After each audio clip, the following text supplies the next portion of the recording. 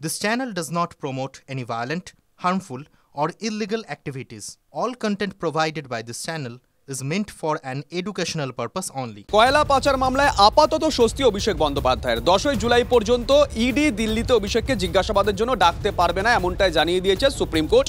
বলা যেতেই পারে সুপ্রিম স্বস্তি।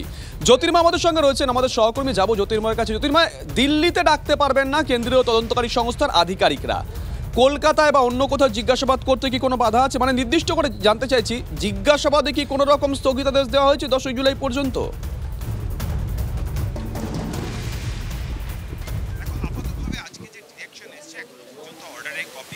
কিন্তু সম্পূর্ণভাবে স্পষ্ট যে অভিষেক বন্দ্যোপাধ্যায়কে দিল্লিতে ডাকা যাবে না, কিন্তু কোথাও জিজ্ঞাসাবাদের ওপর স্থগিতাদেশ দেওয়া হয়নি। অভিষেক বন্দ্যোপাধ্যায় এবং রুজিরা বন্দ্যোপাধ্যায় দুজনেই সুপ্রিম কোর্টের দ্বারস্থ হয়েছিলেন। তাদের আবেদন ছিল যে তাদের যেন দিল্লিতে ডাকা না হয়। অভিষেক বন্দ্যোপাধ্যায়ের পক্ষে আইনজীবী কপিল সিব্বল তিনি আদালতে উল্লেখ করেন যে অভিষেক বন্দ্যোপাধ্যায় তিনি তৃণমূল কংগ্রেসের ন্যাশনাল জেনারেল সেক্রেটারি। জ্যোতির্ময় সঙ্গে থাকো, বেশ কয়েকটা পলিটিক্যাল রিয়াকশন পেয়েছে, আগে শোনাই পরপর। দুজনেই কোঅপারেট করেছেন ইডির সঙ্গে, সেটা কিন্তু আজকে অ্যাডিশনাল সলিসিটর জেনারেল যারা ইডির বিহাফে আজকে সুপ্রিম কোর্টে অ্যাপিয়ার করেছেন তারাও স্বীকার করেছেন যে অভিষেক বন্দ্যোপাধ্যায় এবং রুজিরা বন্দ্যোপাধ্যায় কোঅপারেট করেছেন। ফলে সুপ্রিম কোর্টের অবজারভেশনে যে এতে তাড়াহুড়োর আর কোনো কারণ নেই। আর অভিষেক বন্দ্যোপাধ্যায় তো বলেছেন তিনি সবে জড়িত নন, একে তো রাজনৈতিক কারণে ডাকাডাকি হচ্ছে। এখন পুরোদস্তুর ইলেকশন করবেন এবং সুপ্রিম কোর্ট তারপরে ডেট দিয়েছে। কিন্তু সাধারণ মানুষের মনে কতগুলো প্রশ্ন জাগছে যে ডিএ মামলার শুনানি হচ্ছে না, দিনের পর দিন ডিএ মামলা পিছিয়ে যাচ্ছে এই সুপ্রিম কোর্টেই। অথচ এই সুপ্রিম কোর্টে যখন কপিল সিব্বলের মতো উকিল বাবুরা অভিষেকের মতো চোরেদের কেস নিয়ে যাচ্ছে, ফটাফট শুনানি হয়ে যাচ্ছে, আবার স্টে অর্ডারও হয়ে যাচ্ছে। প্রতিদিন ইলেকটোরাল বন্ড নিয়ে আলোচনা হচ্ছে, কিন্তু এই চোরেদের কোনো শাস্তির ব্যাপারে সুপ্রিম কোর্ট ব্যবস্থা করছে। জ্যোতির্ময় আমাদের সঙ্গে রয়েছেন, আমাদের সহকর্মী। জ্যোতির্ময়, যে কথা বলছিলে যে ইডি 10ই জুলাই পর্যন্ত দিল্লিতে ডাকতে পারবে না, কিন্তু জিজ্ঞাসাবাদে কোনো রকম স্থগিতাদেশ নেই। জ্যোতির্ময়,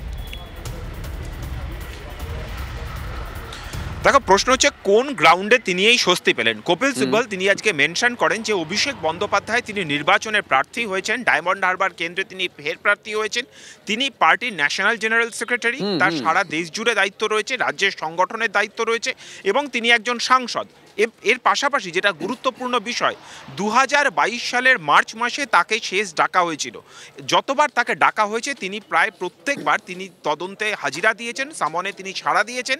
তার কাছে গত 10 বছরের আয়করের নথি চাওয়া হয়েছিল, সেই আয়করের নথি তিনি জমা দিয়েছেন এবং তার কাছে যা যা ডকুমেন্টস চাওয়া হয়েছিল প্রত্যেকটা ডকুমেন্টস তিনি জমা দিয়েছেন। অর্থাৎ অভিষেক বন্দ্যোপাধ্যায়ের আইনজীবীর দাবি যে তিনি তদন্তে বরাবর সহযোগিতা করছেন, ফলত একটা ইন্টারিম স্বস্তি তিনি চাইছিলেন। অর্থাৎ যে সময়টা নির্বাচন চলছে, আজকে আদালতে স্পষ্টভাবে উল্লেখ করা হয় যে 1 জুন ডায়মন্ড হারবার কেন্দ্রে ভোট রয়েছে এবং তিনি লাগাতার ভোট প্রচারে ব্যস্ত থাকবেন, ফলত সেই সময় পর্যন্ত যেন তাকে স্বস্তি দেওয়া হয়।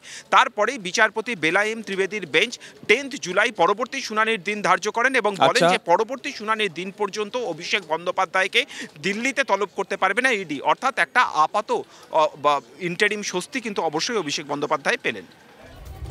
ধন্যবাদ জ্যোতির্ময়।